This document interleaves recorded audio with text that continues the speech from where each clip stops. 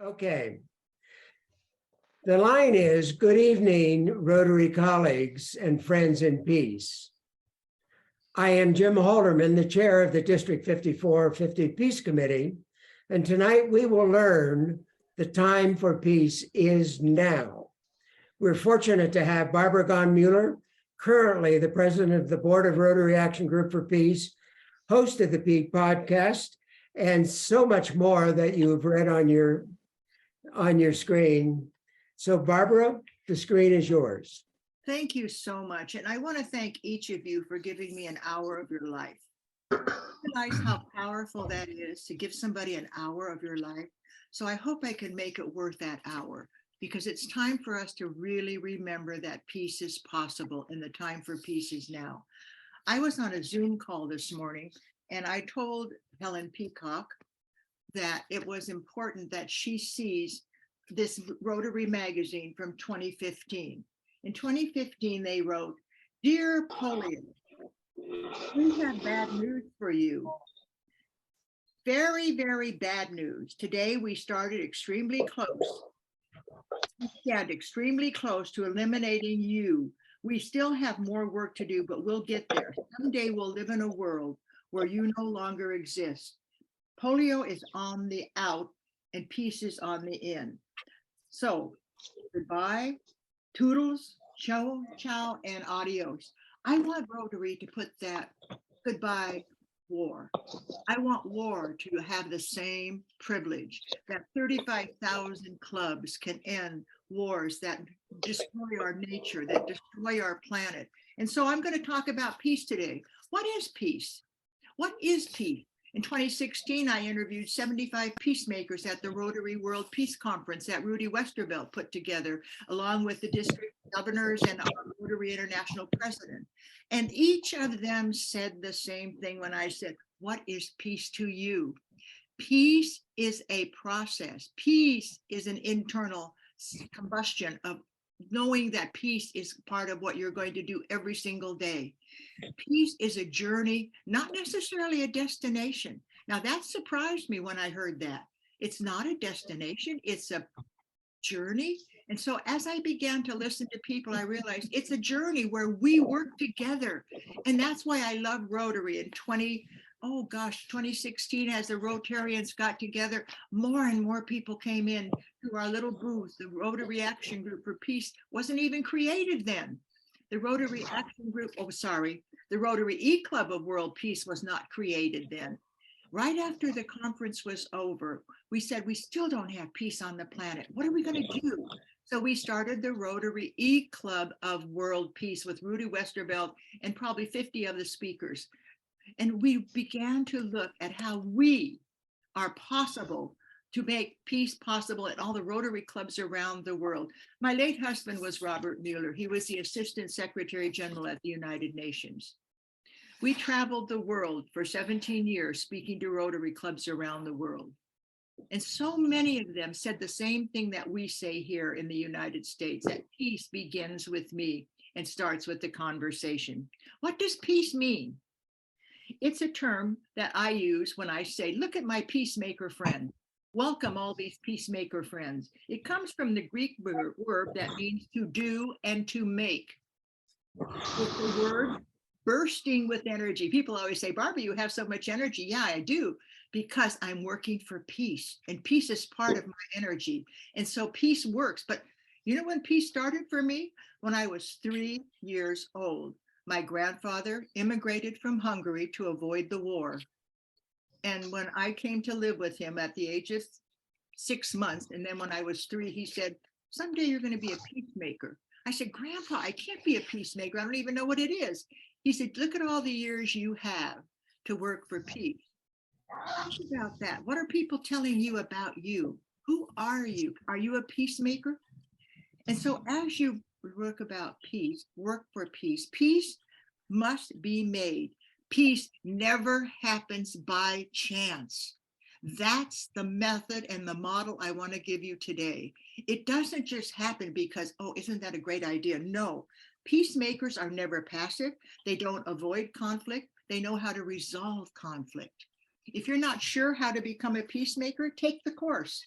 take the course that how can I become a peacemaker? It's in this issue of the Rotary magazine. You know, I have a sticky here because I want to remind you, take that course. Start by enrolling in the Rotary Positive Peace Academy. Start by taking courses that help you find companions that can help you on your peace journey. I belong to the Rotary E-Club of World Peace. I'm chair of the Rotary Action Group for Peace. And I realize that those partners, as we have our monthly, weekly meetings, I realize we work together for the same goals and you get to support each other. Peacemaking is not easy sometimes, as you can tell. And you know, we work on the, I always say Rotary is working on the impossible, like eradicating polio. Now we want to eradicate war if we could possibly do it. Instead of raising money to help the war victims, let's just not have any more war victims. Now, you know my whole philosophy. And you know what else I have discovered as I watch Dennis Wong in my journey on peace? Diversity makes a great partner. It strengthens our clubs. And our clubs are so powerful if we only remember to get new members in and give them reasons to join. We tackle the tough issues. We're a service above self. And I was reading this book. I just finished the book called David Brooks. I know many of you know David Brooks, and you can see my stickies. He's the second mountain, the quest for a moral life. And I'm going to open up to the page that I wanted to tell you about today, because he says, when I really tried to describe, here is something we don't talk about in the newspapers, but the process of inner transformation. How can you transfer war thinking judgments into inner peace? It's a change. It's with our quality of awareness. I always say to my grandchildren, what did you do for peace today? And they say to me, what did you do for peace today? And I tell them. And then we have this conversation. And I say, you're 16 now. When I was 3, Grandpa told me I was going to be a peacemaker, and I am a peacemaker. And I want you to know how much I appreciate you, each of you. And let's have a conversation about peace. If you were to add one word to your vocabulary in the peace process, add the word conversation. Conversation. How many times people say, if we only had a negotiation? They're really saying if we had a peace conversation. When my late husband did the 40th anniversary of the United Nations, and I want to thank all you Rotarians. Do you realize you were there at the signing of the Charter of the United Nations? I say peace begins with Rotary. And I see it every single day at my Rotary meetings. I hear it in my peace podcast when I interview Rotarians. Peace begins with Rotary. We had 55 members of Rotary clubs at the signing of the United Nations Charter. What are the first words in the United Nations Charter? This organization was created to avoid the scourge of war. The scourge of war. And that's what we have to do together. That's why we have meetings at Rotary meetings and speakers. But you know, we sometimes don't do enough. We have our speakers, we're motivated, we're excited, but are we having a conversation after saying, what did we hear today? What did we learn today? How do you feel about that? How can we implement that in our life? How can we have a conversation at home about peace? People sometimes laugh when I say we talk about peace at dinner. They say, you do? We talk about TV shows. I say, well, let me tell you something. I'm also reading the book of Eleanor Roosevelt because my late husband was her friend and, you know, she's been a part of our DNA. You learn by living. Now, let's suppose you have a complicated issue at your home. I'm going to give you lots of hints because I've been alive a long time. So I have a lot of ways you can bring peace into your life. So Eleanor said, when people are having this conversation at home and they have something that's tough to tackle, they all put in a funny hat and they sit in a circle. But it doesn't, when the funny hat is on their head, they don't have these anger buttons pushed. They listen to each other. So the first thing is, peace is possible, begins with an inner transformation, and it also begins with conversations in your family so that you can talk about the tough issues that they're facing. Give your grandchildren and your children the courage to face what they need to face and show them from your own example how you made that possible. My husband wrote the book New Genesis. And in that book, New Genesis, he says, it's a decision that you have to make that you are going to be the peacemaker the world needs today.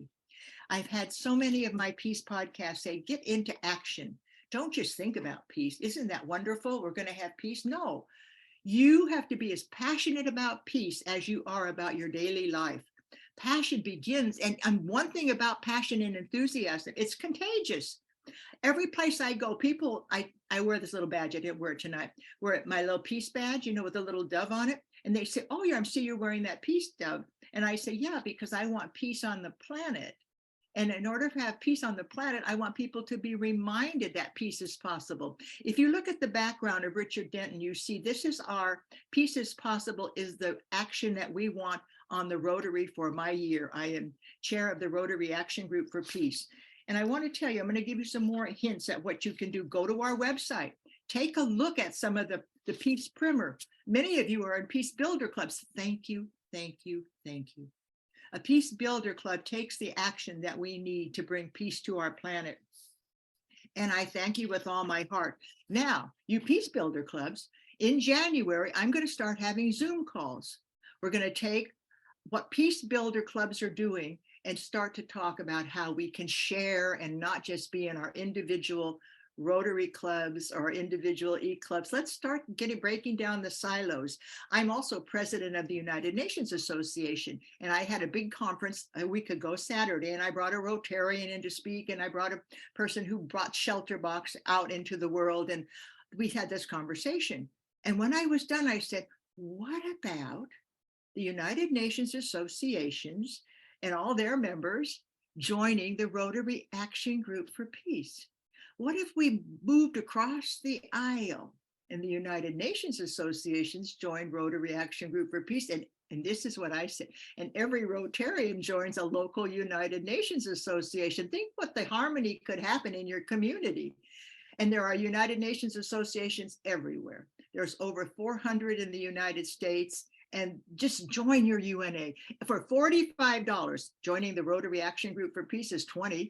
Joining a United Nations association is $25. And so I want to have our silos down and our actions to be in harmony and working together. That's the key. Now, I was going to tell you about my husband on the 40th anniversary. You know about Gorbachev and Reagan, how they made the accord. Now, I'm going to tell you what happened. He said that they started to look at all of the things they had accomplished in the 40 years of the United Nations. And Ronald Reagan and Gorbachev went to Iceland. They did not bring any ambassadors. They did not bring anybody who would have an opinion. They looked at each other and had a conversation. So if that's not a model of how to handle issues that are not necessarily handling in their own normal way, look at somebody and have that conversation. If you don't know how to have a conversation, I'll give you a hint. I wrote a book called Revolutionary Conversations. And the reason I wrote it is because I was watching all these peace negotiations failing. And I thought, what's going on here? Why can't they have a conversation that ends in peace? That's where the revolutionary comes in. Peace sometimes is revolutionary, and you have to be ready for it. It's the tools that you need. Okay, the first step in any kind of a conversation, I don't care how heated it is, how beautiful it is just stop. Stop and be present. That's the first step in my book. You don't go to a stop sign and rush through because you're there first. You go to a stop sign and you wait until it's safe. The same thing in a conversation. Just start with that. I'm present, I'm here, and see where this conversation goes. And as you do this stop, it gives you an opportunity. Can I ask you a question? If somebody has an opinion different than yours, I need a little more information. So it's stop, help, ask, risk, and explore. And that's all in the book. And we took us 3 years to write this book because we wanted it to be so simple that any child in the 8th grade through adulthood could read this book and become a conversation expert, because we give you the examples in the book. But that's not why I'm here. I'm not here to tell you about conversations. I'm here to tell you about Rotary and the joy I have of being the chair of the Rotary Action Group for Peace. And if you go to our website, you will see so many things that you can implement tomorrow. from the Peace Primer that Brian Farr put together. 3 Clicks to Peace are also by Brian Farr. There are resources there. And we're in the process of making the website, the Rotary Action Group for Peace website, even more user-friendly. We really want you to give us your ideas. That's why in the latest newsletter, we asked you to share your stories. And I must tell you, there's some great stories coming in because our Rotary Action Group for Peace is you. It's about us furthering the path to peace. It's about all of us sharing our successes and maybe some of the things that didn't work so well. We want your stories. We want to put them on the website. We want to put them in our newsletter. We want to put them in my Peace Community magazine. My IT person, Joyce Whitelock, I was interviewing her on my Peace podcast, and she said, you know, peace is a two-sided coin. And one side is gratitude, and the other side is peace. And so in Rotary, maybe we have a gratitude moment in addition to a peace moment. What are you grateful for? Well, I know what I'm grateful for in Rotary, 35,000 clubs. And look at all the women now in Rotary. In 1987, I was walking down the street with my lawyer in Hollywood. I have a Hollywood office at that time in my life. And he said, would you like to join Rotary? And I said, I can't, I'm a woman. He said, we have a new, I don't know what it was called. Something was passed. We had the commandment, thou shalt allow women to join Rotary, thanks to Sylvia Whitlock. And if you don't know Sylvia Whitlock, get on my Peace podcast. I interviewed her. It took her 11 years to get Rotary to say yes, that women could come into the Rotary clubs. Look where we are today with women. Look at all the women peacemakers. And women and men working together is such harmonious ways that we can bring peace to our planet. So anyway, she said the two-sided coin, one side gratitude and the other side peace. Think about that. Are you in gratitude? You know, there's so many things that are wrong on our planet. There are so many wars that we don't even know about. And the ones that we do know about, we're doing things like giving $15 million to Ukraine to get them through this winter. Yesterday, we had our board meeting for the Rotary Action Group for Peace, and one of my board members is Dirk, and Dirk is in Ukraine. And he tells the story of getting wood so that they would be warm, but the wood was too green and all it did was make smoke. And we said, Dirk, what can we do? And Dirk said, send us underwear, thermal underwear. We are freezing. And I know that in my Rotary E-Club, that Dennis Wong is doing just that. He's making sure that we have the resources to get them the underwear they need because they're just freezing. We have a board member from the Rotary E-Club of World Peace that just went to Poland to work with the refugees from Ukraine. His name is Brian Berman. If you're on Facebook, look him up. Look what he's doing to make sure that the Ukrainians have the health and the resources needed, leaving his beautiful home in wonderful Ojai to go to Poland to help. And as you look at these people in Rotary, there are so many heroes. So many of you are doing things beyond what you thought was possible. One of the things I love about Rotary is we tackle the impossible. Polio was a tackled impossible situation. And people said, polio? We can't go into Pakistan. We can't go into places that are in war, but they did it. Why? Because their vision was bigger than the problems. So what's my third message? What is your vision for peace? Keep that vision alive. Let your Rotary Club know. My vision for peace is we have a world of peace by the time I'm ready to go to my eternal reward. I want in my lifetime a world of peace. My husband said, until we have peace, we will never have a planet that works for all. We will destroy ourselves as we are trying to win a war, if you want to call it that. So he began to talk about how we, in this book that he also wrote, What War Taught Me About Peace. What war taught me about peace. When he was a little boy, his father said, what are you going to be when you grow up? I'm going to be a peacemaker. Well, there's no such thing as a peacemaker. This is 1926 when he was 3 years old. There's no such thing as a peacemaker. I'm going to be a peacemaker. And his father said, okay, I pity you, young man. You're going to be poor. There's no such thing as a peacemaker, and they're not going to pay you to bring peace. And they're still having a lot of our peacemakers are not getting paid to bring peace. So that's when you find him and you help him. But anyway, he's in the University of Strasbourg 20 years later. And he is a university student. And on the billboard, there is a note that says, if you can tell us how to run the world, write an essay. If you were president of the world, what would you do? And the winner of this essay contest will get an entry into the interns of the newly created United Nations. Now remember, at 3, he said he's going to be a peacemaker. Why? Because he was living in war-torn Alsace-Lorraine. The French were shooting the Germans were shooting the French. And we've been having this peace community book club where we're talking about why don't we learn from the past? We have Prophet the Hat Maker's Son. We do that every first Sunday of the month, talking about what should we learn from the past.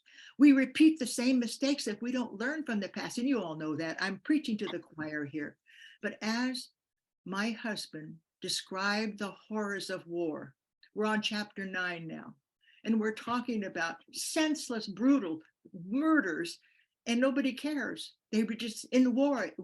Anything goes in a war. So long story short, we have this possibility now of looking at the past so that we can move forward. So he wins the essay contest.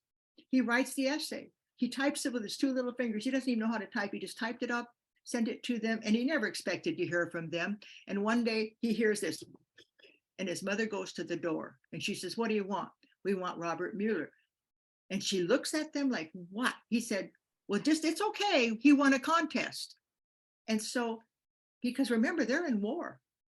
And so he goes to the door and they say, congratulations, you just won the contest and you're going to be the first group of interns at the newly created United Nations. So don't tell me visions don't come true. What is your vision for peace? What are we going to work for so that we can have a world that works for all? If you're not too sure, take some of these courses, become a peace ambassador, do some of the work that, how can I become a peace builder? Start by enrolling in the Rotary Positive Peace Academy. And this morning I was talking to my group. We have a think tank. This think tank, you may have heard this before. We have a little think tank. We have 4 people that meet every single week to talk about what we can do to make this world work for all. In this think tank, we're just talking away and we're coming up with ideas, and it's just exciting as can be. And Julie Johnson looks at us and she says, you know what we're doing? We're talking about mutually assured survival for all living plants, all living beings, the universe, the oceans, mutually assured survival. We got so excited. We said to Sandy, who's a member of our team, make us a little circle. Look, there's Helen Peacock. Wave your hand, Helen. So they see over here. That's our little circle that we put on all our mail. Mutually assured survival. Mutually assured survival. Think about that. Say it 3 times before you go to sleep at night. Mutually assured survival begins with me. Mutually assured survival begins with my Rotary Club. Now, let's suppose that you think, I'm tired of these wars. I don't know what to do about them. Well, then take the course, Ending War 101. The course that Helen and Jim put together. And it will be coming again in 2023. Ending War 101. Contact Helen Peacock. Contact Jim. You'll find out how to make it happen. And we have to have mutually assured survival. Say it every time you go to bed.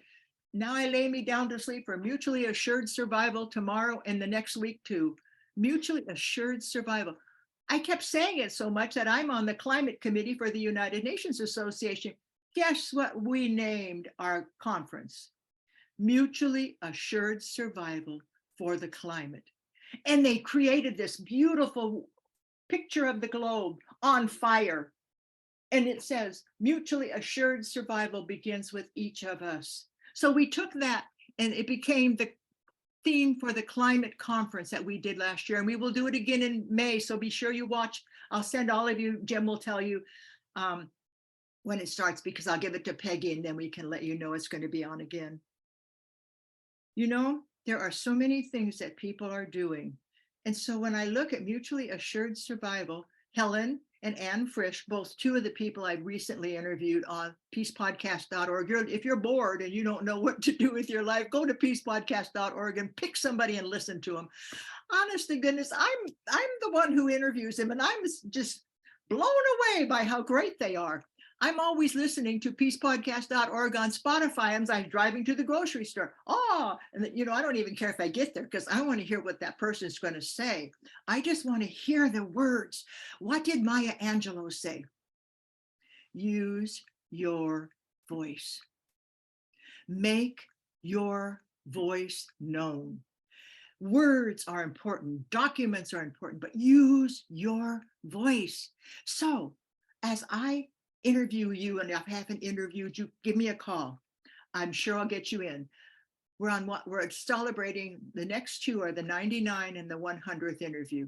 Anne Frisch is the one I just recently interviewed, and you will just not believe how her passion for a world free of nuclear weapons. She's a subcommittee of the Rotary Action Group for Peace. She heads this subcommittee for the last 4 years. Now, I have to tell you another story about mutually assured survival. It went to the United Nations for the TPNW or the PTNW. I don't even know all that, but the prohibition of nuclear weapons. And guess what was in their report? Mutually assured survival was the name of their report. So think about those words, mutually assured survival. Richard Denton, I interviewed him. He's a previous doctor, physical medical doctor, taking care of people in Canada. And he's done everything. And he has changed his own internal combustion to work against nuclear weapons, to make sure that our planet is not in danger, to make sure that we understand the threat of nuclear. And we all know that. So you can take Ending War 101. You can become a peace ambassador, 2-day course. And on the Rotary Action Group for World Peace, we have the peace manual that you use in the course. So if you don't want to take the course and you just want to read the manual, go to Rotary Action Group for Peace and look up the Positive Peace Manual. It's about 15 pages and you can read it. So mutually assured survival is an urgency. It's a fierce urgency that we have to do. When my grandchildren were born, I was in Trader Joe's. And I said to the gal, I said, my grandchildren are being born. I have twins. And so they rang all the bells. And I said, you know what you're doing? You're ringing the bell for peace, because I want my grandchildren to be born into a world of peace. And I've been working for it since I was 3 years old, because my grandfather told me I was going to do that. Now, you know what I think the Rotary Action Group for Peace does? It tries to give us new ways to move toward peace that our planet needs. As I said, I'm in a think tank.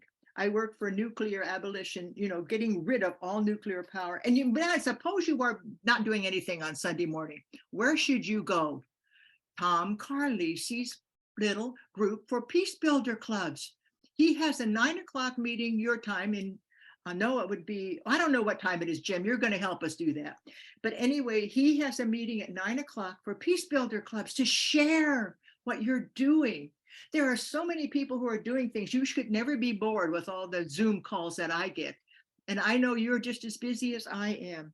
And so as I look at these possibilities of peace, the conversations we can have, Eleanor Roosevelt, you learn by living, her human rights. Look at all the human right violations that are going on our planet. You want to know what the Nuremberg trials were like? Go to peacepodcast.org.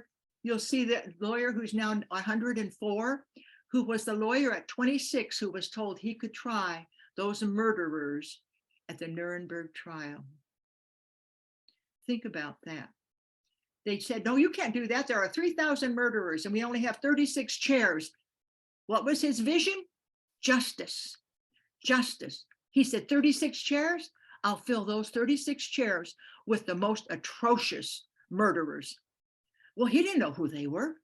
So the day 2 weeks, I think it was, he told me 2 weeks before the trial, somebody found their journals, the journals of these 3,000 murderers. And he started to read them. And he would go into these trials with the people sitting there in the audience and asking them the questions. These are the murderers. And he says, were you responsible for the killing of 3,000 people on March 11th, 20, whatever it was, 19, whatever it was. And they said, oh no, not guilty. I have it in the journal here that on that day, you had breakfast and you went out and your group shot 3,000 people. That's in the journal. There was nothing else they could say. So as he went and interviewed these people, he stuck them in the chairs and he had 36 people. Each of them were found guilty. But if he wouldn't have done that, history could have repeated itself. It's what you do with your vision and your passion. It is contagious and people will join you. I have found peace is the most contagious thing I can give to people. I have found places where peace is impossible and I just stand still. In my husband's book, What War Taught Me About Peace, he talks about being arrested almost by the Nazis. He's in the French resistance and they come to arrest him. And he says to his secretary, I think they're here to arrest me, so I'm going up on the 3rd floor. And I'm going to give you these stories because this is important, that you may be in a situation sometime where your life is threatened, as his was. And he says to himself, what am I going to do? The Nazis are here to arrest me because I'm in the French resistance. They're either going to kill me right out. If I roll myself up in the carpet, they'll find me and shoot me. If I go on the roof, they'll shoot me. What can I do? But he stops. He stopped. Remember that word, stop? He took a deep breath and he just stopped. And he said, and this is his philosophy, he was known as the prophet of hope at the UN. His philosophy was, I'm the luckiest man now. Here they are to arrest me and I'm only 19. I must be important. And he started to get happier. He said, if I'm happy, my brain will think. If I'm panicked, I won't know what to do. So he put a cigarette in his mouth, took off his glasses, combed his hair differently, and he said, there's only one thing I can do. And he put a file folder under his arm and walked down. And he said to his secretary, who they were shaking, we'll kill you too if you don't tell us where he is. And he said, what's going on in this house? And she said, they're looking for Louis Potterzone, which was his assumed name. Oh, I saw him on the 4th floor. All the Nazis went up to the 4th floor and he walked out and got a bicycle and rode to peace. And his whole life ahead of him was there because he got happy in the moment of desperation. And then his brain could think of something nobody would have thought of. This is so interesting because the saddest part is he never was drafted into the war. He had appendicitis. He couldn't see past his feet. You know, he was just so blind. But anyway, he would walk down the street. And the mothers would say, why weren't you killed instead of my son? Those are the worst. I could cry right now. Those are the worst words. My son is no longer alive because he fought for peace.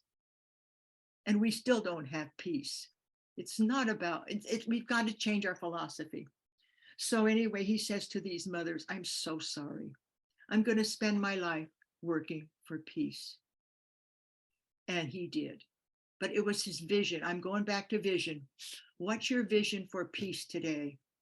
How do you see the planet in the near future, 5 years from now? What are we doing now in our daily life to bring peace to our planet? The vision is the key. You need to have that vision, and you can have a Rotary vision in your group, in your chapter. Have a peace moment. Instead of asking people to give $5 because they went skiing, ask them to give $5 and talk about the peace they created last week or the peace they created yesterday in their family. Have a peace moment. It works. And peace makes you healthy too. You know, like I'm pretty healthy considering I've been around for 3 centuries practically. And so, you know, but I don't notice that I'm getting older because I'm so passionate about peace. And my grandchildren are so grateful that I'm alive and I can skip rope with them. I mean, it's a silly thing, but it's what peace does. It gives you the energy you need to live your daily life. And I'm a perfect example of that. And as I listened and I read, I just saw him on TV, David Brooks. And I said, I have to get this book because it's a quest for a moral life. And a quest for a moral life to me is one that is bringing the most important values back into the fold. We have to have the value of peace in our life. And peace is such a nebulous word. You know, what does peace mean? Peace means I am at the point where I can do something for peace. You may have noticed one of the newsletters we sent out called My Path to Peace. And my path to peace is living fully in the moment. To live fully in the moment, waking up with gratitude that I have another day. Sometimes I walk, this is so silly, but I walk down the hall and I'll say, I'm alive. I'm alive. What am I going to do with this day? Then I get on the phone with Helen, or I get on the phone with Richard Denton, and we begin to look at the possibilities of making this day even more significant than I thought. Walking down the hall into the kitchen, looking forward to the day and what it may bring. The chair of the Rotary Action Group for Peace. I'm president of the United Nations SoCal.org, which I want you all to join, and the member of the Rotary E-Club of World Peace, which I founded with Rudy Westervelt.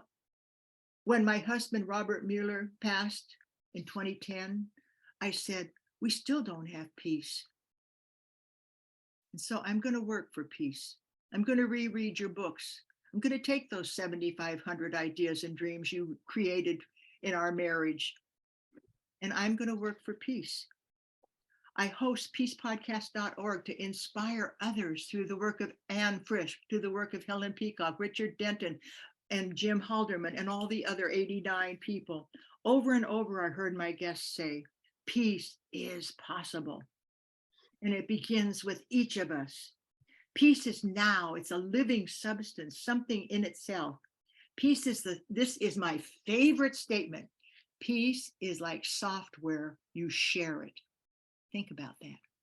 Peace is the software our planet needs today, and you have to share it.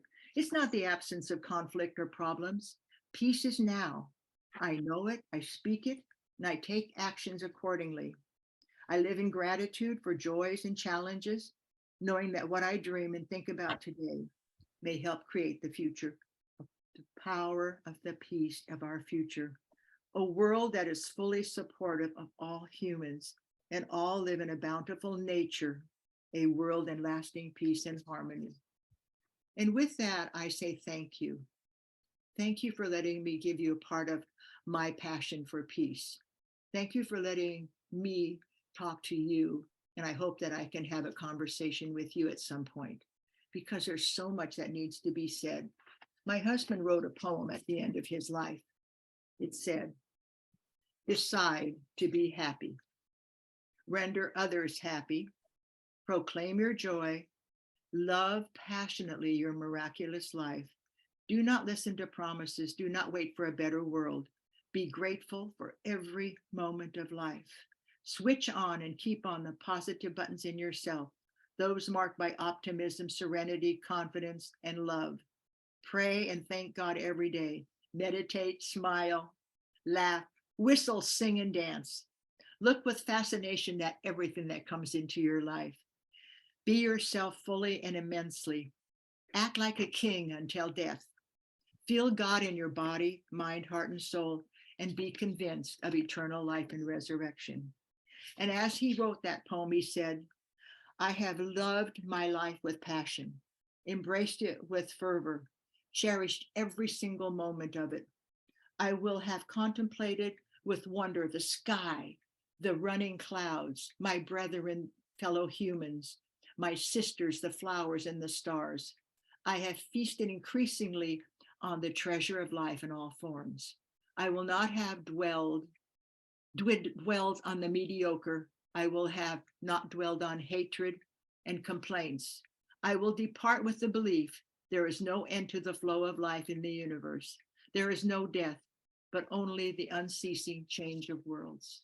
And with that, I bring you my dear Robert Muller. I bring you my Peace Podcast, and I bring you peace. And thank you for letting me be with you tonight. Thank you, Jim Halderman. Thank you, Peggy, and thank you all for being here. Oh, we thank you. How tremendous is that? Thank you, Barbara. It gives one hope that there's a possibility.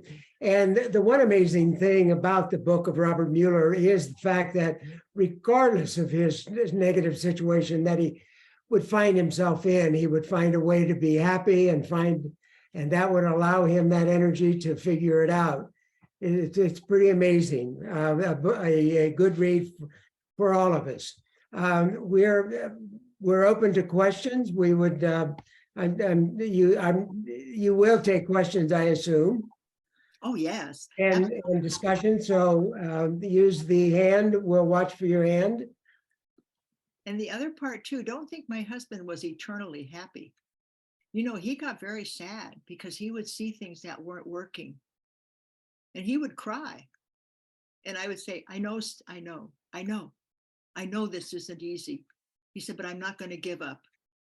So I want you to know he was not a beeline into happiness. He was not a beeline into everything working. He was a human being, and a human being has their ups and their downs. But when they're up, they're fabulous. And we're open to any questions. Quanta, you have a question. Yes, thank you very much. I really enjoyed your talk. It was very spiritually uplifting, and I really appreciate everything you said. One thing that I wanted to ask was, peace is not just a mere idea. It is going to take tremendous amount of sacrifice in our daily lives that we have to consider. For instance, how we invest. Do we invest in companies that are promoting war because of investments that people are perhaps not knowingly invest in? And peace and environmental investment also means maybe we have to do more virtual connections rather than getting on airplanes and going here and there, because that impacts the environment. In our meetings, we have to make changes in the way we consume things. So from the consumer-driven economy, human development economy, we have to make tremendous sacrifices. And so I don't know if you have any suggestions that are practical suggestions that we all have to make so that we sacrifice for peace. Thank you. Thank you. You're so eloquent to ask again what we can do that is not overabundance. How much of our worth is waste? I told today on the peace, I was on a call with Helen and a few people, and I said, pretty soon we're not even going to be called Earth, we're going to be called trash. We have so much trash on our planet. And how can we stop? I have a girlfriend in my UNA. She has 1 cup of trash a week because she doesn't buy anything in plastic. She buys everything fresh. She uses the same bags over and over again. And she's so proud that she doesn't have trash. She doesn't have paper towels. She uses washable cloths. I mean, everything that she does, she thinks, is this going to impact the environment? Let me tell you a little secret. So once upon a time, somebody said to me, now, how are we going to get rid of styrofoam?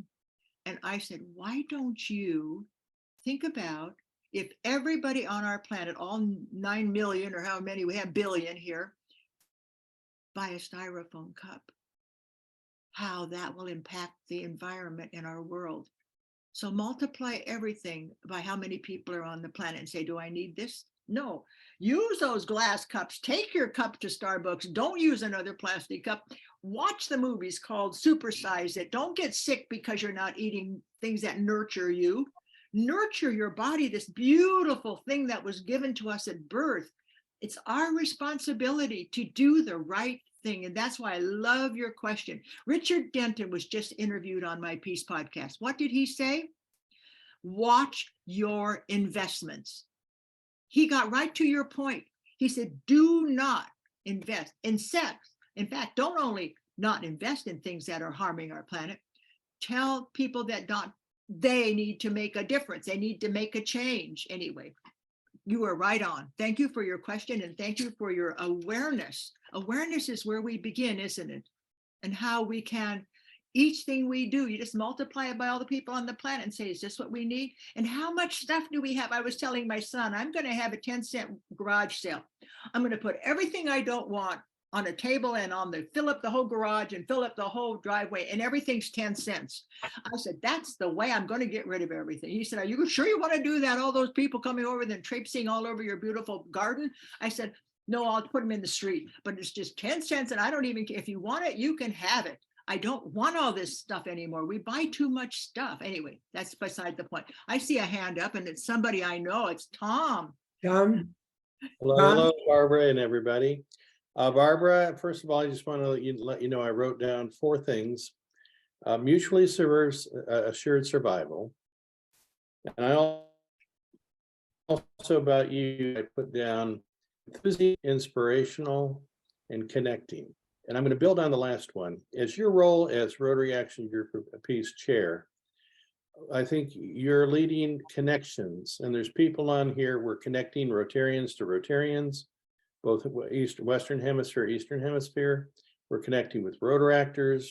We're doing a big push connecting now with the Rotary Peace Fellows also. Jim Roxlow's on the call. And what I'm curious about is your history with the United Nations.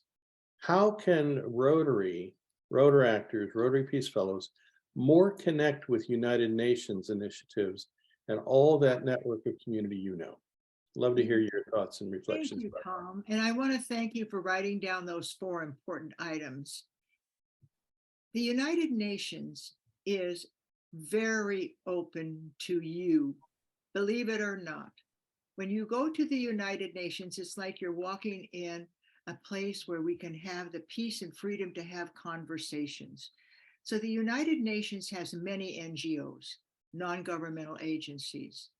Pathways to Peace is an NGO. Join an NGO. One of the groups, Pathways to Peace, started by Eamon Madison, now run by Tessa Kaya, who also I did a podcast with. And join a United Nations Association NGO, or let the world know that you want to have more connection with the United Nations. Join your United Nations Association in your community. The United Nations Association is the local to the global. We are the oldest, our Santa Barbara United Nations Association, which I had the honor of being president of for 10 years after my husband passed. Then I said, I better get into the United Nations Association. We have annual meetings. We have monthly meetings. We have speakers that come in. We just gave the Peace Prize in Santa Barbara. In fact, your Rotary Club could do a Peace Prize, somebody who's doing peace on the local level. Give them, it's a simple thing. You just have a nomination. They nominate, tell you why this person deserves a Peace Prize. You get a little stand up and have a meeting where you give this little work. In fact, Tuesday night next week, we just gave the Lifetime Achievement Award to Peter Yo at my Rotary E Club of World Peace. Join us on Tuesday at 6:30 and you'll meet Peter Yo. Why? He is the man who started the Better World Fund. The Better World Fund was the $1 billion given by Ted Turner. Now, I have so many stories I could tell you. I could be here for a longer, but let me tell you how come Ted Turner gave $1 billion. Because Ted Turner came to our little humble cabin in Costa Rica to go to the University for Peace to do a keynote address. And my husband says to Ted Turner, now, Ted Turner, I want you to help out the United Nations. And Ted Turner says, what can I do? And Robert said, give him some money, you're rich. And so, you just said, give him some money, you're rich. So Ted Turner's flying to the United Nations to do his keynote address. And he says, oh, Robert Mueller said I should give him some money. Well, I better not just some money. I better give him $1 billion. That was because Robert used his voice. And so Ted Turner said to Robert, okay, don't write me such long letters. Just write me short letters. I can't read everything you send me. My husband would write these letters that were so long and so pointed that you had nothing else you could do. So that's how we got the $1 billion to start the Better World Fund. Peter Yo is going to be our speaker on Tuesday night at our Rotary Club at 6:30, and we are giving him the Lifetime Achievement Award. Think about that. What are you giving awards for? What's your Rotary Club awarding today? The best peacemaker in the club? You know, these awards are to give recognition for work that we need done on our planet. I would give Tom Carlisi an award. Look at all the things this guy does. I mean, I've been on so many Zoom calls with him, and he always has a meeting that has meaning. He doesn't just have a meeting to have us get together and say, aren't we looking good today? No, we have a conversation. We plan what we're going to do. And Jim Halderman, I thank you for having these monthly, I don't know what you want to call them, but salons. Forum for discussion. They're forums for discussion, and this is fantastic. I also want to throw out one of our local clubs, again with Randy Butler here. The Boulder Rotary does a piece and honors somebody in their community who does more for peace than anyone else. And we have some active, you know, when you were talking about vision, I remember something that I've always thought to myself: you never get bigger than your dreams. So don't limit ourselves by thoughts, by limiting thoughts. And action. We were in Sardinia one time making a speech to 150 people, or maybe 200, I don't know, Sardinia, the little island. And this guy stands up and he says, oh, Dr. Muller, you're so important. I'm just a person who lives in Sardinia, and I don't know what I can do for peace. And so Robert says, well, what were you doing this morning at 5 o'clock? Oh, I was sleeping. And Robert said, I got up and cleaned the beach. Now that's peace. You do what's needed. Yeah. And this guy said, you got up and cleaned the beach? He said, yeah. And do you know how? And I was really mad at him for doing that because he was in his best suit. And I thought, geez, you're out there cleaning the beach, picking up toilet seats and all that stuff, and you're in your best suit. But I didn't say a word. I knew Robert knew what he was doing. And so the man said, really? And he said, yeah, come out to the beach and I'll show you the pile. Well, that started a movement in Sardinia where they clean the beach every year now. You never know when a simple action is going to create a repercussion. Today, watching Helen Peacock. Helen Peacock says, did you see my website? I said, no, I haven't seen it lately. Well, I have something on there you might want to repeat tonight. It's called A Ripple Creates a Big Wave. A little ripple can create a big wave. Well, how do you make that ripple become bigger? You find somebody in the media who wrote an article you like. Maybe it's in Yes Magazine. You send them a letter to the editor. I write letters to the editor all the time in Rotary Magazine. And sometimes I'm shocked they printed it. Like I talked about the Rotarian, everybody, you should read the Rotarian magazine. It is just absolutely filled with wonderful things. And then recently I was at a conference and Chab Elaware gave me this new medal, this little medal, which is imagine the world. And you started this, Jim, by saying imagine. And that's what we're doing today. We are imagining a possibility of a world that works for all. Now I see my screen has turned white. And so I'll just come back to gallery. No, Linda Loff, somehow you've set something in motion. Linda Loff, can you turn off? I don't know what I did. I can turn off my. No, you did not do it. Okay. A lady by the name of Linda Loff on our has turned it on. She's opened screen share. She needs to close it. Yes, Linda Loff, please close. Please hit stop screen share. Well, that's okay. We know what. Anyway, what's important now is that I hear from you. There we go. Thank you, Linda. So anyway, go ahead, Jim. No. Good. Any more questions? Because this wasn't planned, but I'm wondering, talking about peace and talking about all of this stuff. Jim Roxlow, would you mind taking about 1 or 2 minutes and talk about the symposium and the opportunity for the Rotarians here in peace? As much as I'm not familiar with public speaking, I'll be glad. I'm a past district governor, so you got to be careful. I might talk for a long time.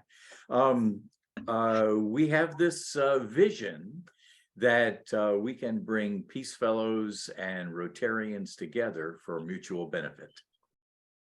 And many of us have noted that that we tend to live in different worlds, and Peace Fellows and Rotarians are often on different time clocks, and they have a lot of interests in common, but not necessarily mechanisms in common. So we have envisioned a symposium at the International Peace Conference that's going to be in Birmingham, that's going to bring Peace Fellows and Rotarians together. And we are hoping for many Peace Builder clubs to send representatives. And we are going to work in the months before then to connect Rotarians and Peace Fellows together, so that when they come to the conference, they will be meeting their new friend. And our objective is to establish a long-lasting relationship between Peace Fellows and Rotarians around specific things that they're doing. With the Rotarians supporting the Peace Fellows, and the Peace Fellows, believe it or not, understanding for the first time what Rotarians do in their club, and understanding how a Peace Fellow can contribute to everything that a Rotary Club does.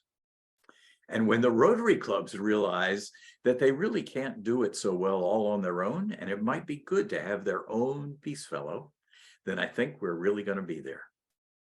That's the vision. So go to International Peace Conference 2023.org. That's not quite right, is it? No, you're pretty close though. It'll probably work. Yeah, if but you put that in. anyway, or Birmingham Peace Conference, I know it comes up, but International Peace Conference 2023.org to learn about the whole conference.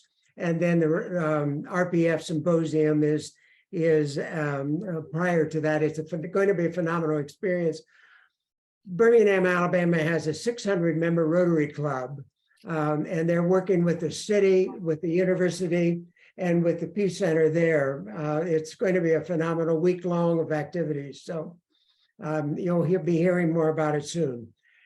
There are some tremendous pieces of information pertaining to the conversations tonight in chat. If you like, I could share the chat, because there are some good things, and I'll share the chat with everybody, and particularly some good things about the Qantas conversation, where how we can make a difference by how we invest. After all, the investments brought down apartheid or lack thereof. So the power of how we invest can be very effective. So thank you, Anne, and thank you, Denton, for the links that you put in, and I'll share those. Also, I want to share peacepodcast.org of Barbara's Peace Podcast. They're phenomenal. Barbara, what energy? Not only that, but it's the proper enthusiasm, it's inspiration. You give us hope that maybe we can do this. Develop the vision, develop the commitment, and develop the action. Follow the vision. We thank you so very, very much. And we look forward to much more. We will probably have you back again and again. Thank you. Well, the most important part is that we are all Rotarians and our guests. And the Rotary clubs have so much potential. I mean, we joined because we wanted to make a difference. And these Rotary clubs might need our energy to spruce them up a bit. Think about that. Maybe there's some little old fogies that don't really think are little new fogies that want it their way. No, it's our way. The Rotary Club is a very powerful force. And Rotary, the 4-way test. Everything I do, I think, is it the truth? Because I never know the answer to that. But I always say, is it beneficial to all? Is it beneficial to all? A simple model. And every month in the Rotary magazine, they have this list of all of the things we can do to follow the Rotary way. And the Rotary way is not bad. I mean, when I joined Rotary in the Hollywood Rotary Club in 19 whatever, I could not believe the action and the service that they were. In fact, I think it's Tom Brokaw, one of those guys who said, when you retire, first you enjoy it for a month or 2, maybe 3. And then you get bored to death.